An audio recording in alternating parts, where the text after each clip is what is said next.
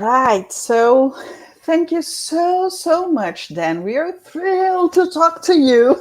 We've been talking about you for quite a while, but it's amazing to be able to hear your story from you. So if you could start by telling us a little about your story, your military career, how you found out about UFO/UAPs, especially in Alaska. Could you tell us your story? Sure. Um, my military experience started back in 1969. I had a high level top secret security clearance and was in naval communications. I was receiving secret classified reports of extraterrestrial craft coming out of the ocean and shooting off into space, and the classified reports going to the Chief of Naval Operations. This started my interest in to try to understand why this has been kept secret, and also why, if we have extraterrestrials in our world, why they don't make themselves known. So this started my decades of research. Ok. Então a Thaís perguntou sobre o início dele, né? E ele contou que ele trabalhava para a Marinha, era um oficial de comunicações, ele tinha um acesso a uma autorização secreta de alto nível, então ele recebia comunicações de diversas formas, de código de Morse e tudo, e com isso acabou tendo contato com essa comunicações secretas ou classificadas de naves extraterrestres, objetos submarinos, tudo relacionado à tecnologia extraterrestre. Esse foi o início dele.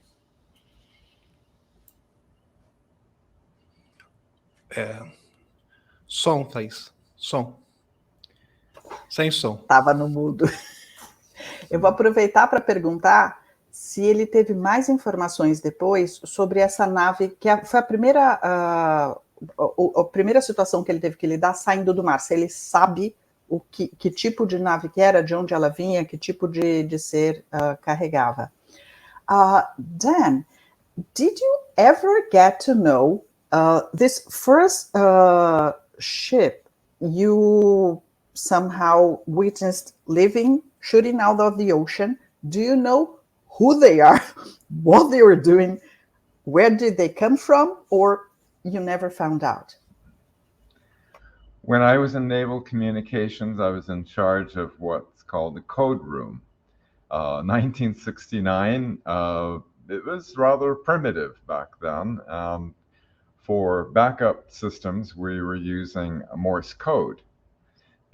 It would be the only communication that would make it through difficult atmospheric conditions.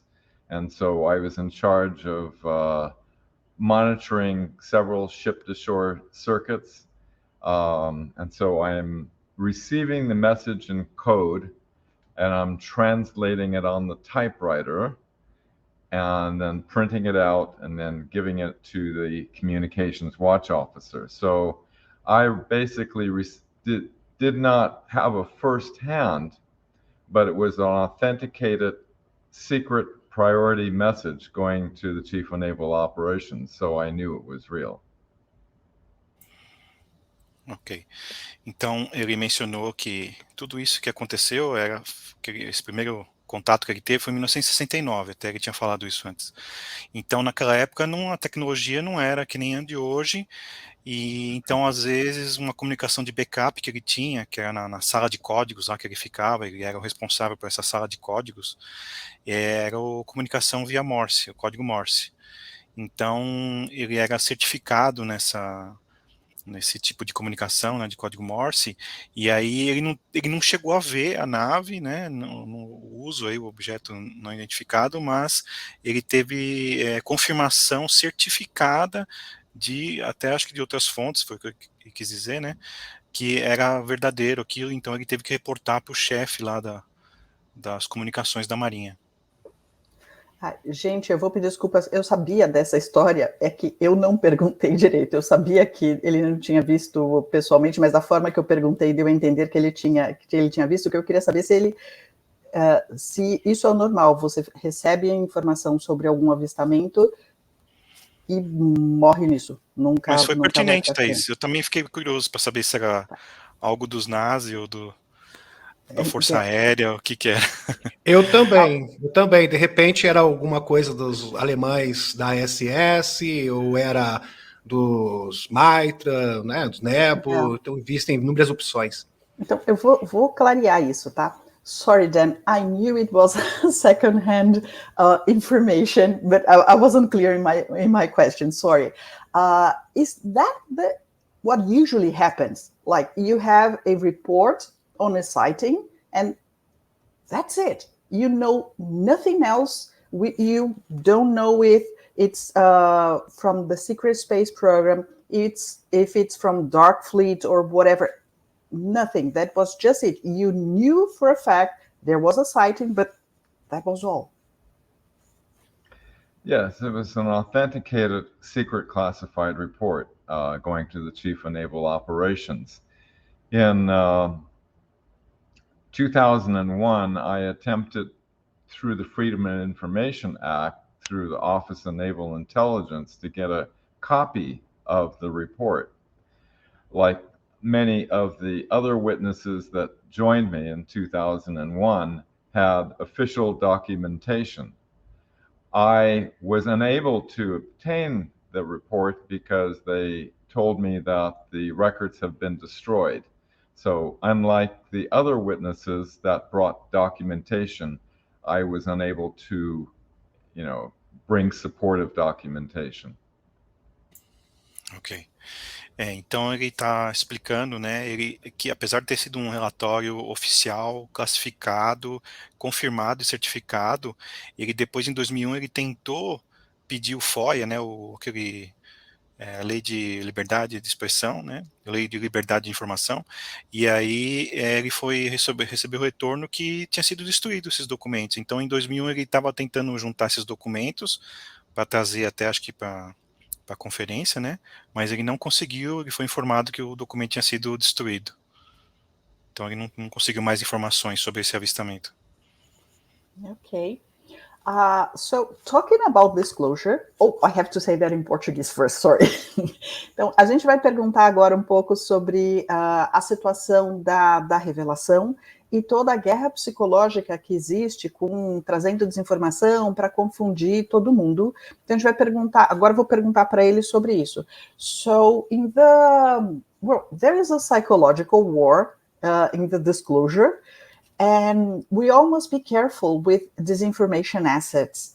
Can you tell us which disinformation techniques are most used and what should we be more careful about?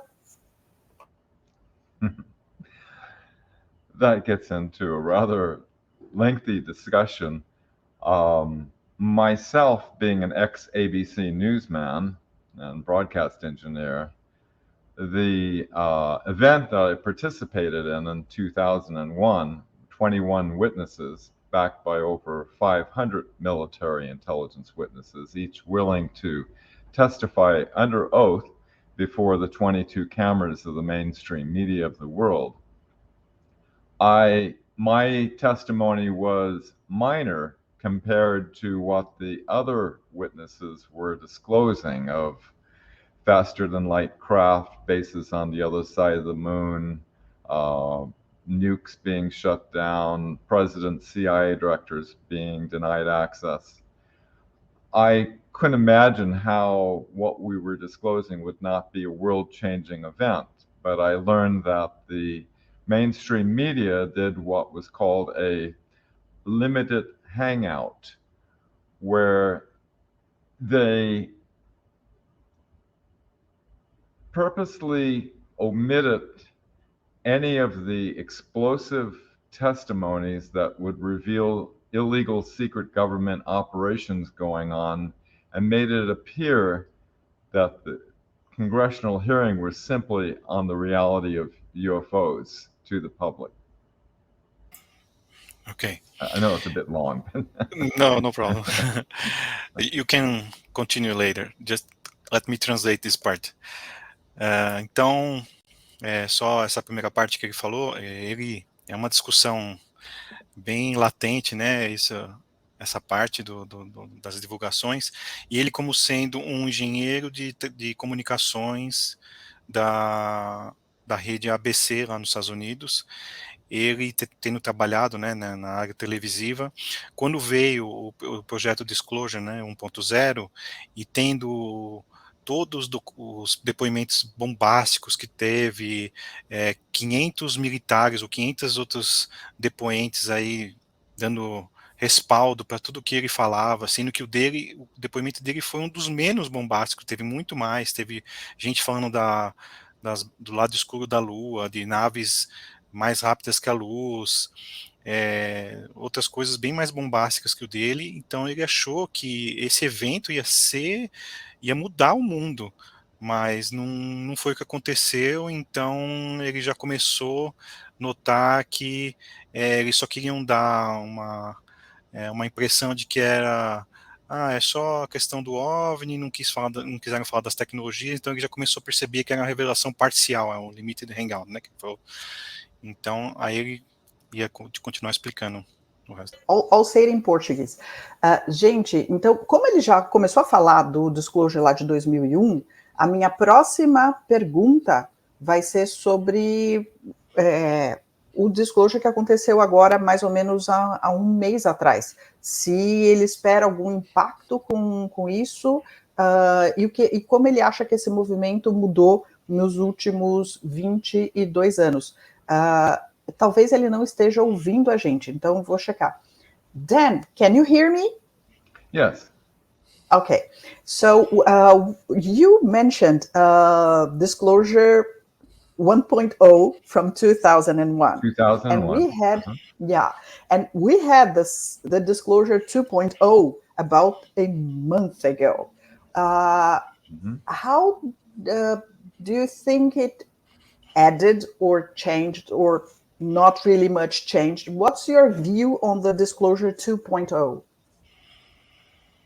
Well, the large difference, instead of 5 or 6, we had 21, and we were backed by over 500 military intelligence witnesses. Each one of us stated we're willing to testify under oath before a congressional hearing, whereas they did not do that in the new one, but that doesn't mean that there wasn't credible testimony. Dr. Greer has consistently maintained his perspective that he does not believe there are, regressive extraterrestrials in the galaxy, which it's the only thing I do not agree on, although I, respect his work and decades of efforts on disclosure. It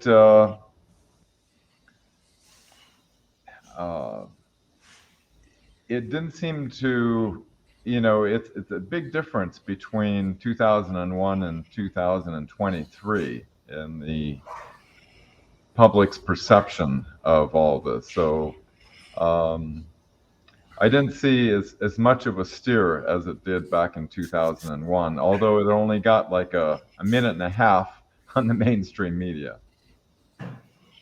Ok. Então, ele fala que teve bastante diferenças, né, entre 2001 e 2023 do projeto de divulgação, que além de ter de 500 testemunhas dispostas a fazer um depoimento juramentado no Congresso, essa vez foi 750, mais de 750, né? Mas eles nem todos acho que estavam dispostos a fazer depoimento juramentado. E ele concorda com o trabalho do Dr. Greer, né, sobre essas divulgações. Só a única coisa, essa parte dos ETs regressivos, que ele não concorda, mas ele apoia bastante esse trabalho dele de divulgação, e que também foi diferente na questão da atenção que a mídia deu. apesar da mídia ter dado um outro tom lá do que foi em 2001, eles deram mais atenção do que agora em 2023 eles praticamente não falaram nada na mídia convencional. Certo, Thaís? E ele estava falando também, tem a parte mais contenciosa do que o Greer fala, de que o Greer sempre tem reafirmado que não existe ET regressivo, e isso é um ponto que muita gente da comunidade fala, veja bem. Então, vou perguntar agora sobre a opinião dele sobre as tentativas do Congresso que estão acontecendo agora em direção à revelação e mudanças de legislação que obriga as corporações a entregarem arquivos e material sobre a tecnologia não humana, tá? Então, vou para essa agora. Ok. So, right now, there are a few congressional attempts towards disclosure, and there's a proposed new legislation that forces corporations to hand in all documents and technologies of non-human origin. Do you think it will work? Well, they'll have their finances cut off if they don't. They have a time limit. So things in this world normally run by finances, so there's a good possibility that it will work. It's kind of encouraging that the Galactic Federation of Worlds has given a disclosure plan to the Earth Alliance, which is currently unfolding, and I believe this is most likely part of that disclosure plan. Ok. Então, no geral, ele acredita que sim, porque está acontecendo muitos cortes financeiros, né? Então eles estão ficando sem dinheiro, e também porque a Federação Galáctica de Mundos está envolvida nisso, né? Trazendo aí o plano de divulgação lá pro Van Herk. Então ele acredita que eles estão por trás, mexendo os pauzinhos, né? Quer dizer. Então ele acredita que sim, que tem chance de funcionar assim, principalmente por esses dois motivos, tem a ajuda dos extraterrestres benevolentes e porque também eles estão ficando sem dinheiro. O Van Herk e o James Dixon, né, da Space Force, seriam esses dois. That was perfect for my next question. Oh, I just have to say it in Portuguese. Não, achei perfeito ele ter mencionado isso, porque essa era a próxima pergunta sobre, na opinião dele, se essas iniciativas do Congresso, como ele vê isso alinhado com a declaração da Helena Danan, de que ela estava percebendo que tudo que está acontecendo estava seguindo o plano que foi entregue para o Van Herk. Só que eu vou falar para ele que a gente perguntou direto para a Helena e a Helena não falou nada para a gente, então a gente queria saber se ele pode falar algo para a gente também. Okay, so we interviewed Helena Danan about a month ago, maybe, or 2 months ago, something like that, and we asked her about the plan, the disclosure plan given by Thorhan to General Von Herk. And of course, we're curious about that. And she said, I'm sorry, I can't say anything, but it's unfolding the way it should be. It's a very clever plan. Is there anything you can tell us about it? Or at least how we could help to make it happen, if there's anything we can do? All of you are doing it. Although it may seem like, as they say, preaching to the choir, because many of your viewers are fairly savvy because they research beyond what they see on television. But by spreading awareness is a way to help move this positive timeline forward. As the dark elements are becoming more and more exposed, it's through this knowledge that the world can be transformed into this positive timeline that is awaiting for us. Ok. Ele acha que a gente já está ajudando bastante, né? Que apesar que muitos podem falar que é pregar a mesma coisa ao rebanho, que é a expressão que ele usou aí, né? Mas essa divulgação, essa ciência, essa consciência de todo esse mundo secreto, né? De todos esses segredos do Deep State, no caso, quanto mais gente souber, é isso que justamente vai fazer ele diminuir o poder deles e fazer eles perderem essa batalha, essa guerra da divulgação aí, né? A referência ao canal aí, Mundo Secreto, hein? Gostei. Foi bom. Foi ótimo. Tá ótimo. Então, aproveitando que a gente está falando da Helena Danan, eu vou entrar agora já na pergunta do trabalho que ele tem desenvolvido com cristais, que ele começou, na verdade, há muito tempo atrás, com base no trabalho do Marcel Vogel, e depois, agora, ele está trabalhando com o irmão do Thor Hahn, com a Helena, para trazer tecnologia cristalina de volta. Então, se prepara, gente, que essa parte deve ser meio difícil de traduzir, se você quiser. Então, vamos lá. So since we're talking about Elena, and we absolutely love her, can you tell us more about the crystal technologies you're working with? Because it's very interesting. You said you started working with Marcel Vogel long ago, and now you're working together with Elena Danan and Jean, I don't know how to pronounce his name, Jean Eredion. Yeah, Thor Hahn's brother. Did you ever meet personally Jehan, or you talked to him via Elena Danan? How does it work? What's going on here? Yes, Jehan Eredion, Thor Hahn's younger brother, who has been going to a university in the Pleiades learning how to terraform planets. Currently, he's on Mars right now, helping with the terraforming operations. Over a year ago, I did a show with Elena, and it started out talking about disclosure, as usual, and then she asked about my background, working with Dr. Marcel Vogel, who was IBM's head scientist that opened up a lab to understand the interface of consciousness with quartz crystals. And so for well over a year now, we've been having a question and answer exchange with Jehan Eredion. And how this happens is Elena, as you know, has a quantum communication device implanted. And so what she sees and hears, Thor Hahn sees and hears. And what Thor Hahn sees and hears, she can see and hear. This is how it works.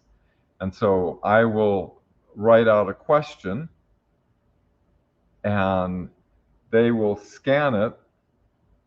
Jehan will answer the question, and Elena will send it back. We now have over 117 pages of question and answer, and we're currently building technology based on that. That's a lot to translate. It's okay. Ok. Então ele estava explicando, né, sobre o Jehan Eredion, né? Esse é o nome deles. E que é o irmão do Thor Hahn, e ele fez uma universidade lá nas Pleiades, e agora no momento ele está em Marte fazendo terraformação. E aí quando foi mais ou menos um ano atrás, ele fez uma live com a Helena, o Dan Willis, né? E aí a Helena ficou perguntando para ele sobre o trabalho de pesquisa que o Dan Willis fez com o Marcel Vogel, que era um dos cientistas tops lá da IBM na época, né, nos anos 80.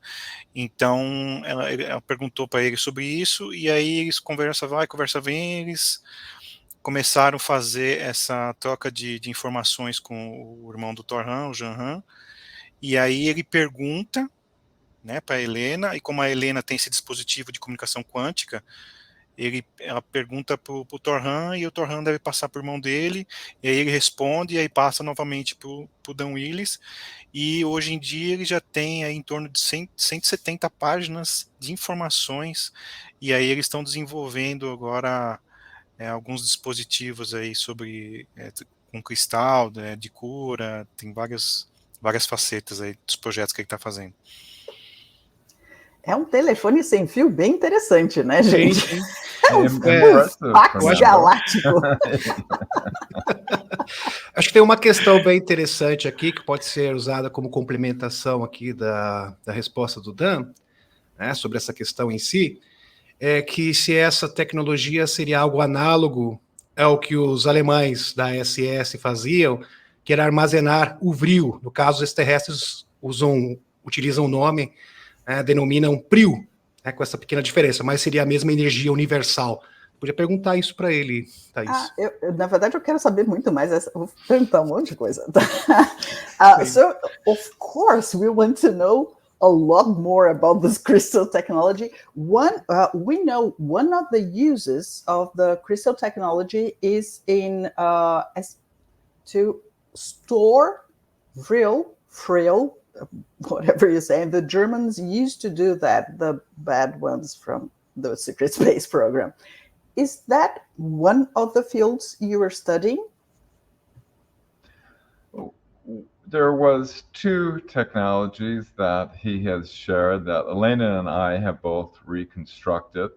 The first one opened up a dimensional vortex within the crystal by being able to having a crystal that's cut specifically to certain geometries and then electronically pulsing in an area where the two vortices come together and create a phase conjunction node. And this is stimulated and opens up what's called the eye of the crystal, which can access any point in time and space or any dimension. That was the first project we worked on. The second one that we're currently working on is the frill generator. I'll break there. Ok, thank you. Então ele está explicando que são dois projetos, né? Esse primeiro é para abrir vórtices interdimensionais com cristal. Então ele carrega eletricamente, né? Thaís, se eu esquecer algum detalhe, você Vamos me lá. ajuda. Você tem que lapidar o cristal numa geometria bastante específica, Isso. E quando você tem os vórtices do cristal, quando ele está lapidado de uma geometria bem específica, você pega o que ele chama do olho do cristal, você joga um pulso eletrônico, elétrico, não lembro o jeito, e isso tem o potencial de abrir um portal, Vórtices interdimensionais. Um vórtice interdimensional temporo-espacial. Essa era a primeira. Tá bom. E a segunda, que ele vai começar a falar, que sim, eles estão começando a trabalhar com cristais geradores de frill. Ok, please go on.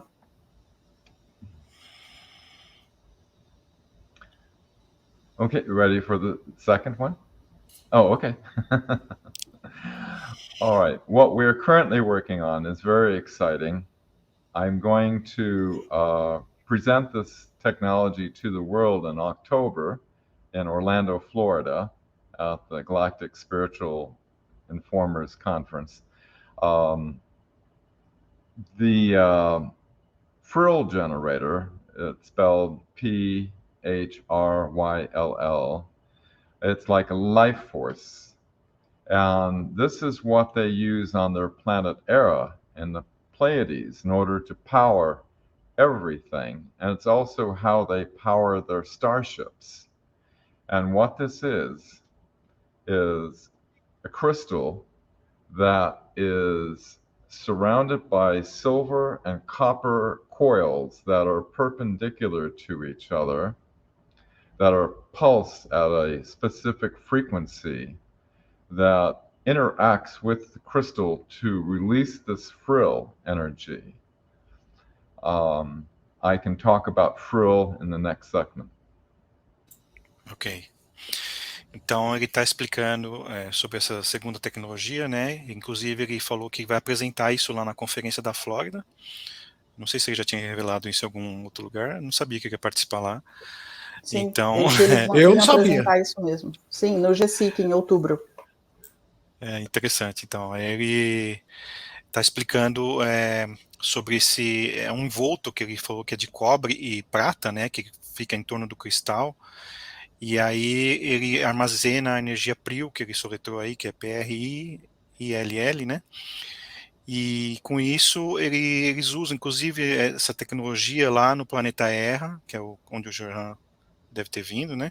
E eles usam para tudo, lá para nave, para tudo quanto é coisa lá, eles usam essa energia PRIL que armazena no cristal, usando esse envolto de cobre e prata. Não sei se tem mais algum detalhe. Ele é um cristal envolvido por um coil, como é que fala mesmo em português? Mas é como se fosse uma espiral, né? Uma espiral, isso, como se fosse uma molinha, você envolve o cristal com metais, e isso tem sido usado como um gerador de energia livre, provavelmente. Né? Agora é interessante que o JP falou de um cristal roxo preto que tinha filamentos brancos fluorescentes. Isso lembra bastante esse dispositivo, né? Mas eu acho que era diferente. Eu vou pedir para ele explicar só um pouco mais isso, porque eu sei que eu vi essa imagem. We're discussing here about another crystal that JP said, but what you're telling, I don't know if I saw it in your video with Elena or some of other of your videos, because I remember the crystal with the coil, the metal coil around it. It may have been Dave Hossie, which we interviewed some time ago. And I'd like to tell you that when I first interviewed Elena, I don't know, 2 or 3 years ago, I told her that in German, when you write vril with a V, it's pronounced frill, because it's a German word, and V is pronounced as an F for us. So what do you think? It's a free energy device, apparently. Do you think you will succeed to use that in large scale, or again, do you expect the dark ones to prevent people in general to access this technology? I've had over 10 years of experience traveling around the planet with scientists and inventors attempting to bring out energy solutions, of which they effectively suppress. This technology is not generating electrical power, so it does not threaten the energy empire. The frill energy is a beneficial healing type of energy that it heals the human body. If exposed to plants, the plants will grow enormously. It's like the life force of the universe. The silver and copper coils that are wound in a very particular way, they create a torsion fields within the crystal that releases this frill. Ok. Então, ele explicou que ele passou aí 10 anos tentando trazer dispositivos de energia e não teve histórias muito boas, né, com os cientistas que estavam trazendo essas tecnologias. Então, o que ele está focando agora com esse dispositivo de cristal que ele explicou, que é envolto, é o que você falou, Thaís, como se fossem umas molas, né, ou umas espirais de cobre e prata, e é mais para cura. Então, ele ajuda a sarar muitas doenças, ele ajuda com plantas, ele não é mais para cura, não vai ameaçar a indústria da energia. Então, ele está mais tranquilo com isso e acho que ele vai conseguir trazer sim para o público em geral. E ele estava explicando um pouco sobre o frill e explicando que é uma força geradora de vida e que essa tecnologia gera vórtices, e quando você está na presença dessa energia, que eles usam inclusive nas Pleiades, isso tem no corpo humano, tem o poder de nos curar, e nas plantas aumenta a produção, né, agrícola. Do you... sorry, em português first. Mas ele provavelmente ele deve receber proteção. Então, do outro lado, eles não estão atuando na indústria de energia, o que reduz as questões que vêm de lá. Mas quando você começa a falar de saúde, você tem toda a indústria farmacológica que também não deseja esse tipo de coisa. Então, vou perguntar sobre isso. Sorry, I was explaining in Portuguese what I was about to ask. So, okay, thank you for explaining. You're not working with electrical energy, but this type of energy, when you're talking about healing, you have very powerful pharma companies that sometimes do not wish this type of technology to be released to the public. Do you anticipate any type of opposition in this sense?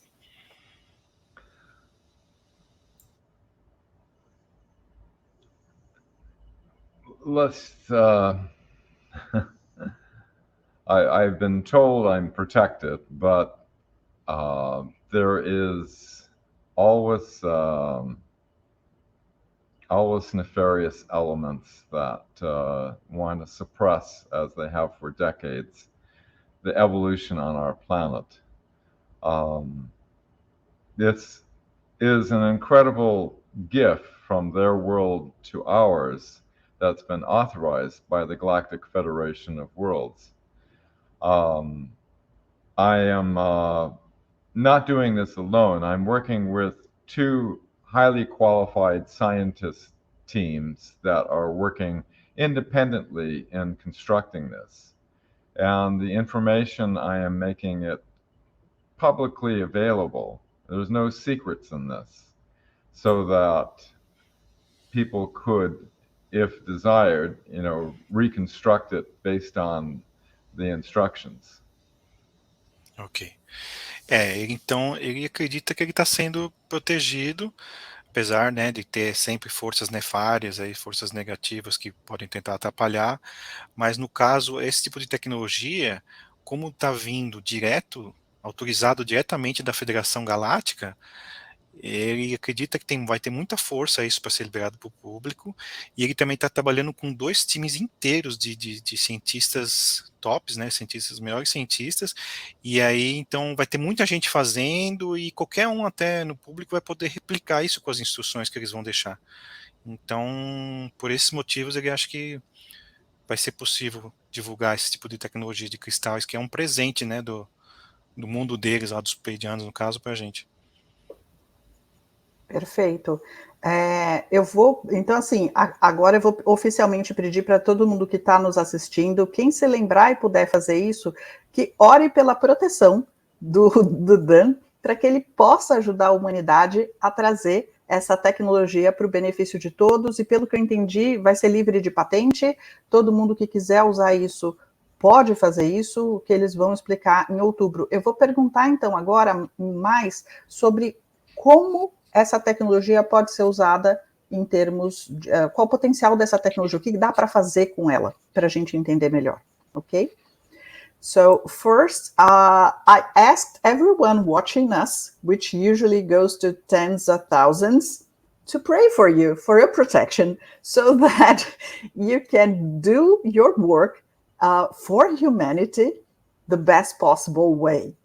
And then, could you explain us how can we use this technology? Which are the applications?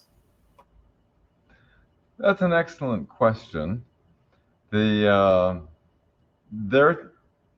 technology, you can imagine, if they use it on their planet to power everything, they use it for everything on their planet.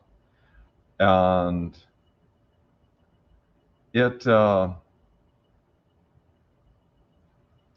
it will open up a huge amount of scientific inquiry, no doubt. So what we're doing is we're bringing this forth, and then we can let the scientists of our world fully investigate it, and then it will expand and propagate from there. But it is a gift from their world to ours. Ok. Então ele gostou da pergunta, né? E ele falou que como vai abrir para a comunidade científica em geral, então isso vai causar muitas pesquisas novas, vai causar muitos questionamentos, as pessoas vão começar a ir atrás dessa tecnologia para fazer outros usos. Então tem diversas aplicações, como no planeta Terra eles usam para quase tudo lá, ele espera que aqui também vai começar a usar para bastante coisas, além, talvez ele quis dizer que além de cura, né, para outras coisas também, mas é como se fosse uma porta isso, e ele considera isso um presente extremamente importante deles para a gente, então ele tem essa esperança aí que dê certo. Isso, e na verdade, uma vez que isso esteja disponível, aí a gente tem uma comunidade científica planetária que pode estudar e testar diferentes aplicações dessa tecnologia. Então, eu vou continuar perguntando sobre isso, porque normalmente, quando as pessoas pensam em medbeds, elas estão pensando em curas físicas, mas existem curas importantes, e aí eu vou puxar um pouco a sardinha para o meu lado, de quem está estudando psicologia, que são ligadas à parte mental e emocional e à percepção que a gente tem da experiência humana. Então eu vou perguntar para ele sobre isso agora, porque talvez esse seja a aplicação mais fácil e eficaz inicial. Ok, so I was telling them the question in Portuguese. Most people associate this type of technology with the mythical mad beds and expect to grow limbs, and people who have all kinds of disabilities to no longer have that. So the first part would be if you anticipate this will be one of the uses, but the second one, which is what I work with, I'm a chemical engineer. I work with Akashic Records, and I'm studying psychology right now. So I'm working with emotions and thoughts. And Frill might be able to heal emotions and stuck thoughts, and perhaps mental health disorders would be a use for that. Have you tested them already? Do you have any idea? The medbed technology is something that's real. It does amazing things. It's interesting that when I worked with Dr. Marcel Vogel, I worked on a device that was patented and thousands of photos were taken that could holographically project in space and capture an image of and be able to move forwards and backwards into time. This is the basis of what the medbeds work according to Andromeda contactee Alex Collier, where what they do is the Andromedans call it a camera. They take a photo of you that holographically goes back to the moment of your conception to the present time, and then they pull out slides of time when your body was optimal. They overlay that on your body and it transforms you. And this is how the 20 and back space programs work. The camera I worked on, it was patented, and it had thousands of photos were taken. So it substantiated the reality that the holographic matrix that we're in has the ability to tune backwards and forwards into time. Ok. Então ele fez essa correlação entre a MedBeds e essa tecnologia que ele está trabalhando, que, sim, realmente a MedBeds existe e que funciona, até você explicou isso, né, recente, Demis, pega a imagem holográfica usando som e luz, né, de cada parte do corpo, digamos, e aí consegue analisar isso no espectro do tempo. Então você consegue ir para frente, para trás e ver onde estava saudável, e aí usar isso para voltar para o presente. Então essa tecnologia é similar ao que ele trabalhou com o Marcel Vogel, que inclusive ele documentou isso com mais de 1000 fotos, e então você pode usar para transportar no tempo quando estava saudável, a leitura do corpo, né, a leitura da parte do corpo, para agora, quando está doente, aí sobrepõe, overlaid, né, ele falou, sobrepõe o estado do que está atual. Não sei se tem mais algum detalhe que faltou aí. É impressionante que é a mesma descrição que eu dei na live de perguntas e respostas, né? Do Alex Kohler, que a gente transmitiu. Isso, sensacional. Sensacional, porque a tecnologia dos OVNIs engloba várias tecnologias diferentes. Por isso que eles são tão assim, eles não querem, eles acabam criando vários obstáculos para que isso seja revelado. Gratidão. Pode continuar. Please go on. Would you like to continue? Oh, yeah, it's interesting. I have this in my DNA. My great-grandfather was the head of the Homeopathic Medical Society, the president of, and was going up against Rockefeller medicine. So I have this desire to see the corrupt medical system completely dismantled. The technologies that Elena saw when she visited the moon, inside the moon, they have thousands of these med beds that are highly advanced, that can, you know, add hundreds of years onto people's lives and cure any disease. I'm sure we have to clean house here on this planet before these amazing technologies can be released. Interestingly, Jenhan was able to look at my past life as an Atlantean scientist and my specialty of all things with holographic medical technology. So I have an interest in this technology, that these new healing modalities could replace the corrupt pharmaceutical medical situation that we have on this planet. Ok. Então ele está explicando, ele falou duas coisas do passado dele, né? Primeiro ele falou que está no DNA atual, que o avô dele já tinha esse histórico de brigar contra a empresa farmacêutica, né? Porque ele já liderava uma associação homeopática, então ele já tem isso no DNA de agora.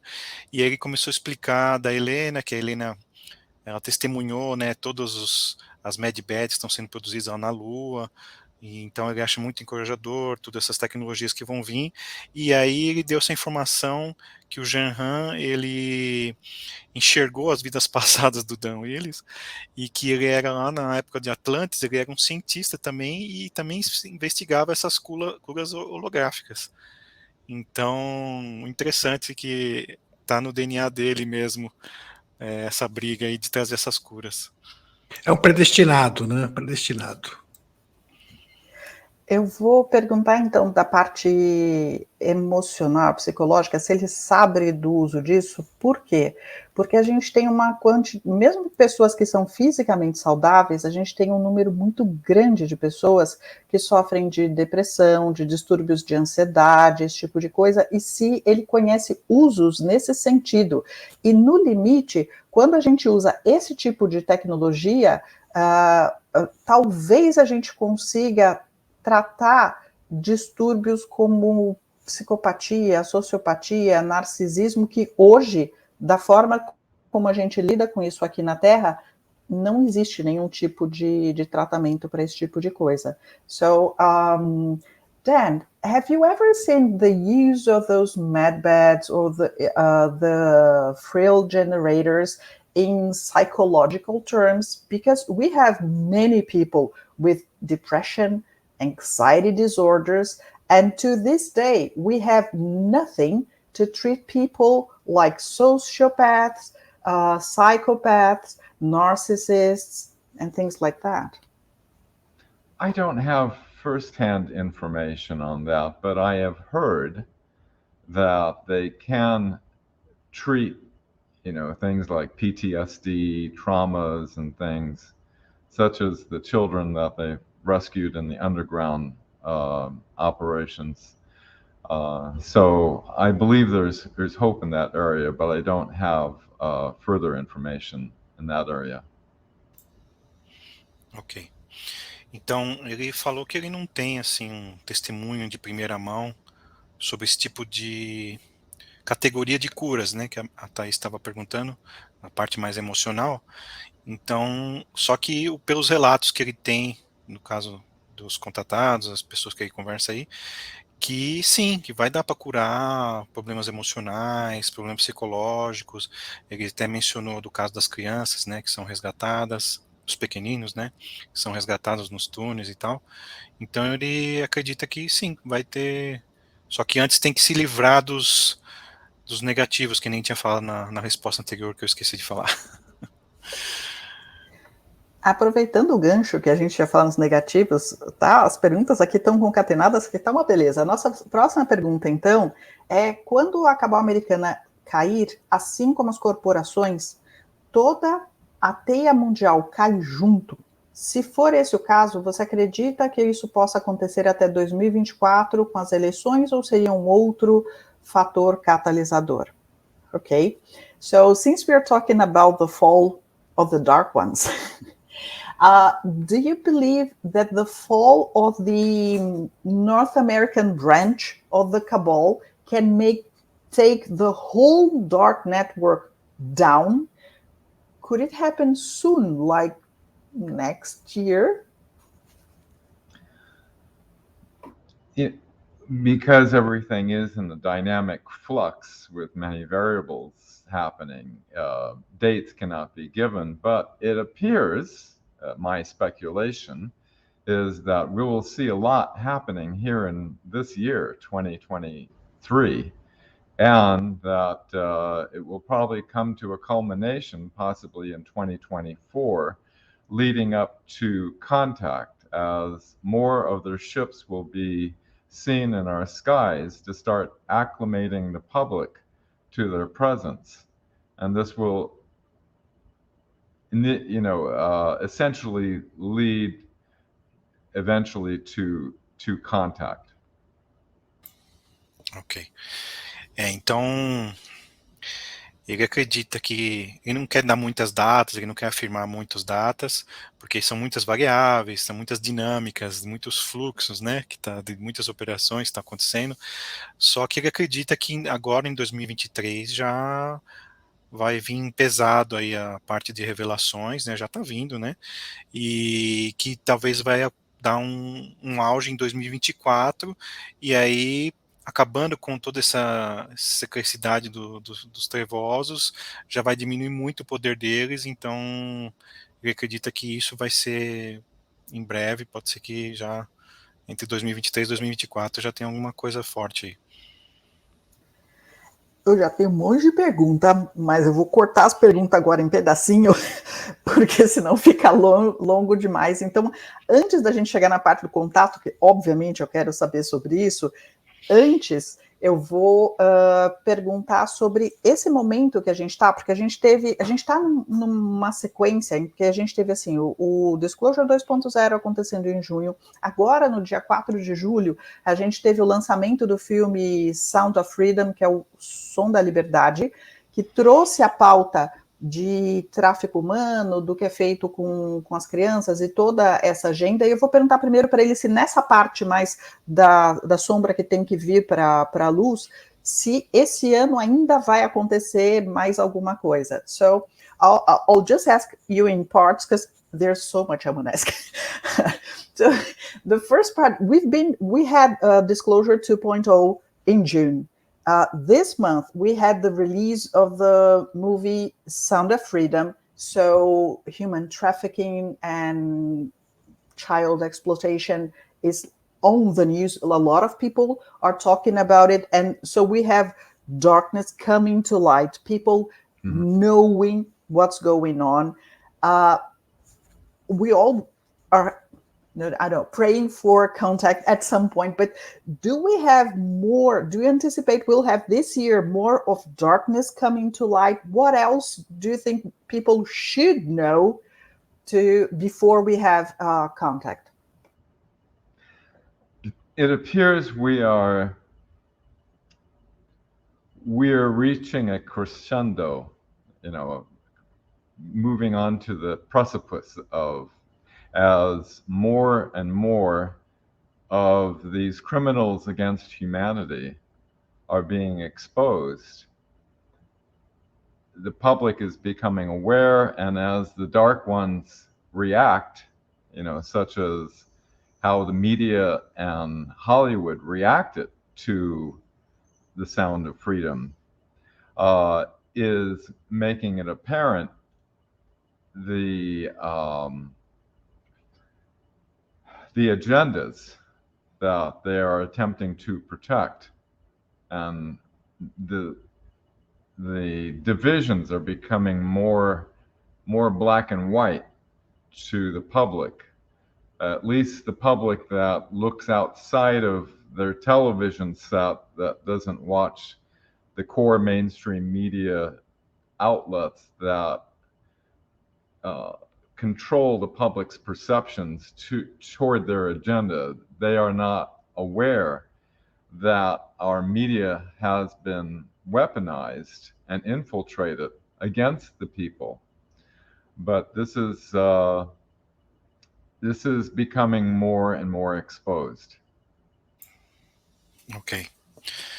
Então, ele acha que estamos numa onda crescente de divulgações, e tanto um lado como o outro está ficando bem claro para as pessoas, e apesar de ter um certo tanto da população que ainda não acredita que a mídia é usada como arma de manipulação para as grandes massas, cada vez mais pessoas estão começando a enxergar isso. E aí cada um que acorda vira ajuda a divulgar, ajuda a ser um novo divulgador. Então está aumentando exponencialmente essa divisão entre as pessoas que estão, digamos, acordadas e as que não estão despertas ainda. E ele acredita que vai chegar num ponto culminante, isso que vai vir coincidir com contato e tudo mais.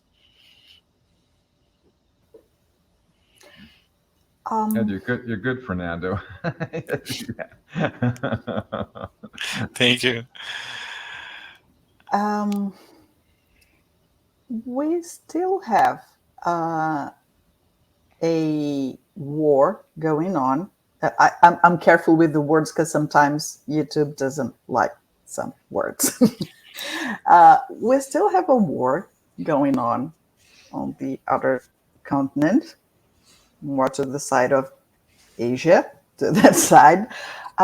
Do you think people, part of the bringing darkness to light, do you think that people will know this conflict in that part of the world is actually, there's a lot of corruption and lies about it, and people should know it? I forgot to say it in Portuguese, so I'll just say it in Portuguese. Já ia falando, já. Ainda bem que você se lembrou, Thaís. Então, a minha próxima pergunta é que, assim, tem uma parte que as pessoas ainda não tomaram consciência nesse processo de trazer a sombra para a luz, que envolve o conflito armado que está acontecendo no outro lado do planeta, mais lá para o lado da Ásia. Então, eu estava perguntando para ele se ele acha que essa situação, que envolve muita corrupção, muita muita enganação do público se isso virá à tona em breve. Please go on.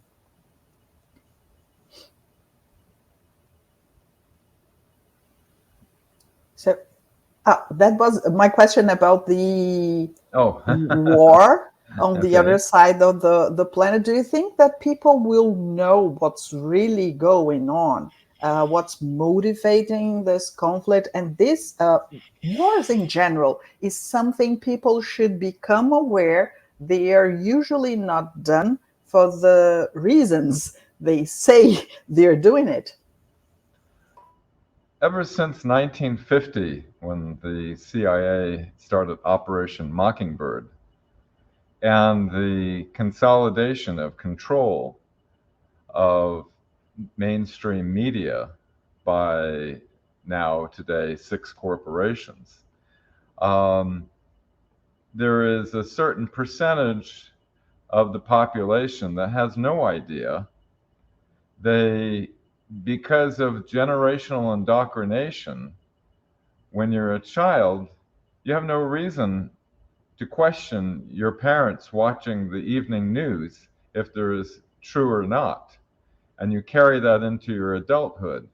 Unless you look outside of what the television, your education, the entertainment industry, they created a matrix of perception to control the public's perceptions toward their agenda, and until they can see a glitch in the matrix, so to speak, there's always going to be a certain percentage that hasn't a clue, and they will parrot whatever they see on the evening news. Ok. Então, ele está falando um pouco da Operação Mockingbird, né, que começou desde lá da década de 50, 1950, né, quando a CIA foi fundada, e aí eles começaram a manipular todos os grupos de notícias, né, grupos de televisivos, que se resume, na verdade, a 6 grupos só, que controlam todo o resto, né. Então, desde essa época, tem essa cultura dos pais assistindo a televisão, e aí os filhos vêm dos pais acreditando na televisão, vão crescendo também acreditando, e isso vai passando de geração para geração. Então, teve esse costume de nunca questionar a grande mídia sobre o que está acontecendo. E agora não, agora está quebrando essa narrativa, e cada vez mais pessoas estão vendo isso. Então, acho que isso foi o que ele quis dizer no finalzinho aí, né? Uhum. Eu tinha perguntado antes sobre a parte anterior ao contato, e agora eu vou perguntar então para ele, na parte do contato, para onde a gente deveria olhar? Para cima ou para baixo? Né? Quando a gente está falando das arcas, por exemplo, ou vai vir de fora, vai vir de dentro, para que lado? Para onde a gente reza, tá? So, in the end, you said after all this, we're expected to have official contact. And do you think we should expect it to come from above or below? Where should we look for it? Well, since the disclosure plan was delivered to the Earth Alliance, they are working together. The plan is genius and brilliant, according to Thorhan.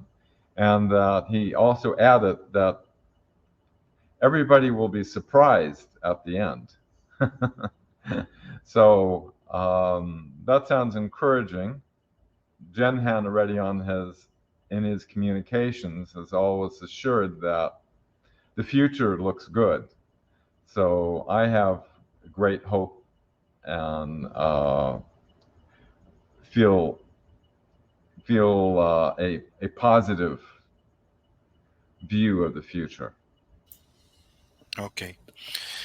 Então, ele aparentemente não deu muito detalhes do que ele acha, né? Se é em cima ou embaixo, mas ele quis dizer que ele confia nesse plano que a Helena vem explicando, que o Thorhan passou para ela, né, que foi dado da Federação para a Aliança da Terra. Então ele confia nesse plano, fala que é muito inteligente, que vai surpreender a todos.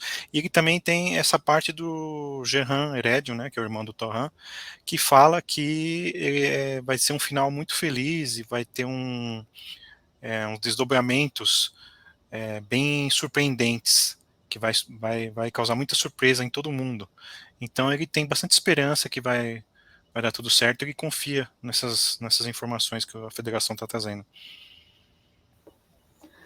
Mas eu acho que a questão da Thaís em si é se as arcas, por exemplo, elas vão ser utilizadas também para revelação. Eu acho que até você pode reformular, né, isso, né, Thaís? Não sei. Só uma sugestão. Vou perguntar especificamente, então, Isso. sobre as arcas. Quando é que a gente vai ter acesso a essa informação? Porque, por enquanto, a gente tem só informação vindo do JP.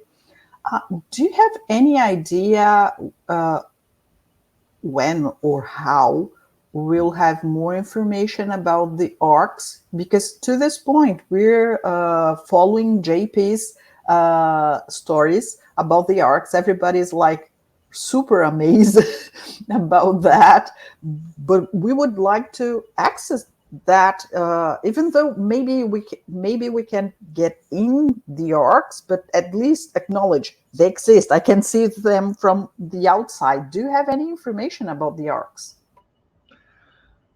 Nothing other than through Dr. Sala's contact, JP.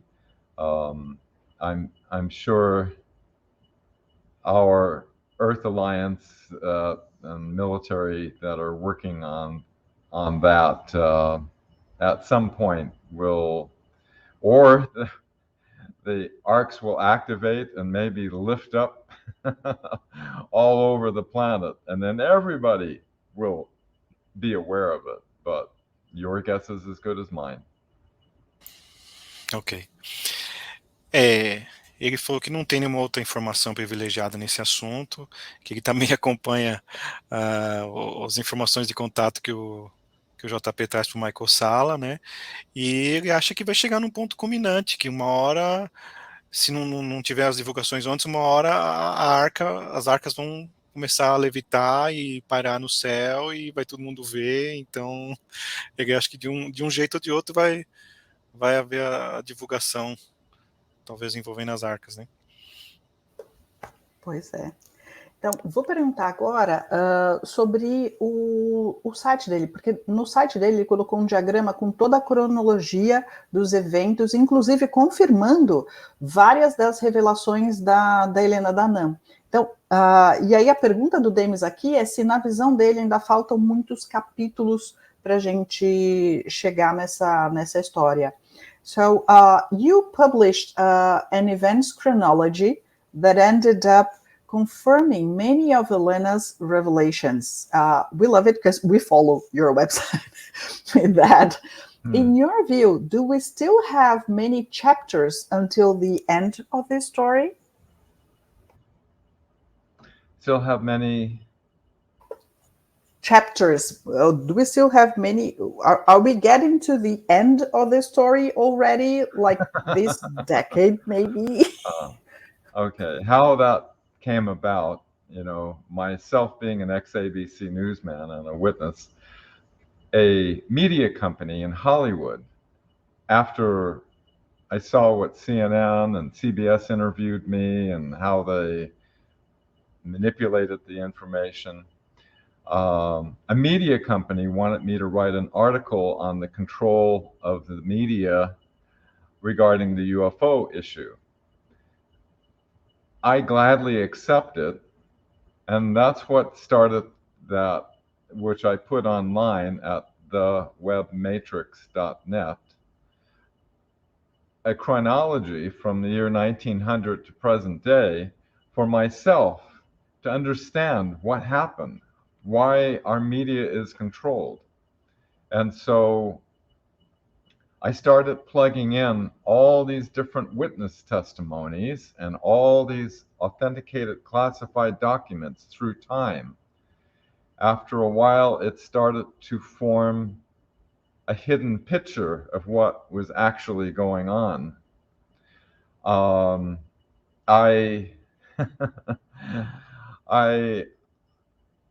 after a certain point, I've researched a lot of different witnesses and contactees, and Elena Danaan was exceptional. I did a research paper on her, and there was 18 corroborations I noted that what she said was corroborated afterward. And there was like 3 things that were scientific verification that there's no way you could make this up, such as she knew there was 3 planets on Proxima Centauri 2 years before NASA discovered it. Also, Thorhan revealed that there was going to be something amazing that will happen on the planet Neptune 1 week before they discovered all of a sudden the planet's heating up because of an arc. Sorry, Fernando. No problem. Go on. And another one that's amazing, I'm just giving 3 examples, is Thorhan's communicating to Elena that he's doing terraforming operations on Mars, and that there was just a huge earthquake. And so she immediately, when she gets information, emails Dr. Sala, so he has a record of it.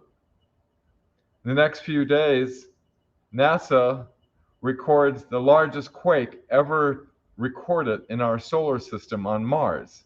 Things you just cannot make up. So Elena has incredible amount of credibility and corroboration of her information. And I noticed her, I call them counter-disclosure assets that target her to try to discredit her, but her information remains credible. I mean, good luck, okay. Fernando. That was a long No, don't worry. Understood. Ok. Então, vamos lá. Thaís, se eu esquecer alguma parte, você me ajuda, por favor.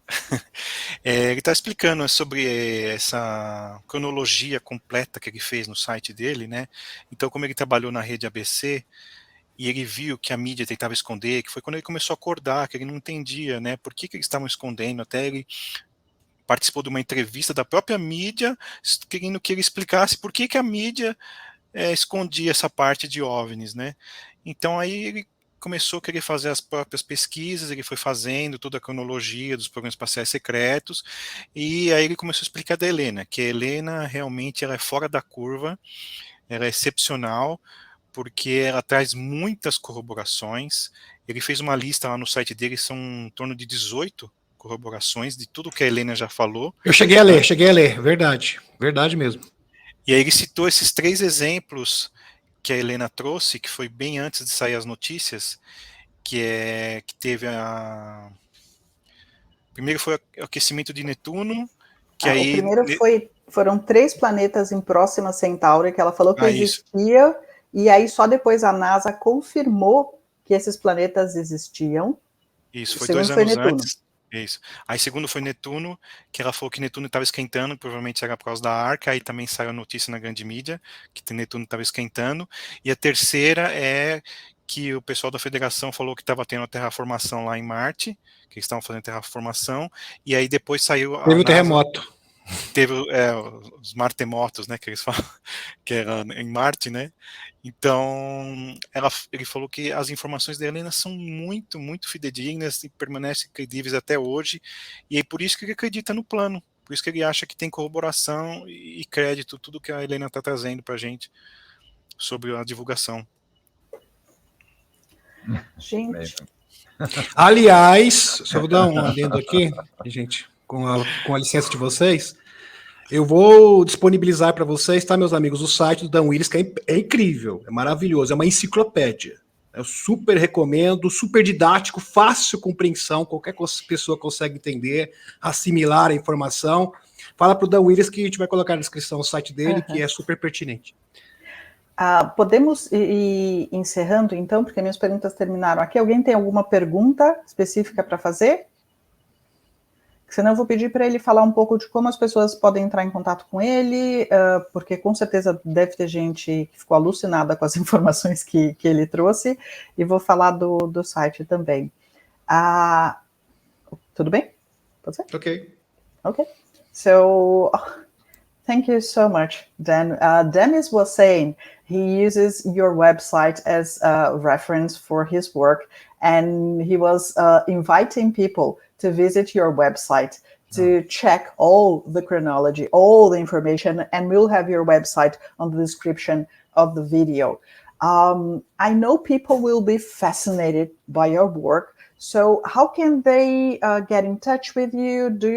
Would you like to tell us more about your work, website, YouTube channel, or something else you'd like our audience to know? How can they get to you? E manda para ele fazer uma mensagem final para o nosso público também, para os brasileiros. Yeah. And Demis was asking if you could send a message for our Brazilian audience. Oh, as I mentioned previously, that website was only created because of a media company wanting me to write an article about the control of information by the agencies. Thank you for that. The website is thewebmatrix.net. My email is on there for contact. Also, regarding the information with Jenhan Neredian and the communications with the crystal technology is on marcelvogel.org. Yeah, exciting times ahead. This is a very exciting time to be incarnated on this planet and to see our evolution out of this dark period of secrecy and deception that has been perpetrated on our world for many decades, and to see this being exposed and transformed and a beautiful new world about to unfold. Ok, thank you. Então, ele falou as informações de contato dele primeiro, né, que ele fez esse site de cronologia porque, como ele já tinha dito antes, que foi uma mídia, um canal de televisão que perguntou para ele, pediu para ele fazer todo um relatório sobre esse mundo secreto dos OVNIs. Então foi isso que motivou ele a fazer esse site, que é o webmatrix.net. Acho que o Demis depois vai pôr aí, né? E também tem a parte tem os contatos dele no site, tem o e-mail dele também, e a parte dos cristais, ele falou marcelvogel.org, que é tudo que tem essa parte do comunicações lá com o Gerhan, né, com o irmão do Torhan. Então ele está pondo tudo nesse outro site, e a mensagem dele é que ele está, no geral, ele está contente de estar vivendo agora, que ele acredita que é um momento que finalmente vai ser trazido luz às trevas, que a gente está aqui há muito tempo, muitas décadas, né? Acho que quer dizer mais tempo que isso. Então, ele, no geral, acredita que vai finalmente ser revelado todas as coisas e que a gente vai ir para a luz, digamos, né? Vai sair da escuridão. Okay, so thank you so much. Thank you so much. much. A pleasure talking to you. A pleasure speaking with all of you, and thank you for your work in helping to educate the public on our planet. It's very important what you're doing. Thank you. Okay. Thank you, Dan. Thank you for all your work. Só traduz aí para terminar, Fernando. Sim. Ele falou obrigado para nós, para a gente continuar. Ele aprecia muito, né, o nosso trabalho de divulgação, e para a gente continuar com esse trabalho e todo o nosso esforço que vai. We're done here. Thank you so much. Oh, pleasure joining all of you. We'll do it again sometime. Lots of new exciting information about to come. Come again after G6. Yeah. You can talk about the crystals you said. Much to come. Okay. Okay. Gratidão, vamos encerrando então. Gratidão e um beijão no coração de todos vocês, meus amigos. Até a próxima. Tchau, tchau.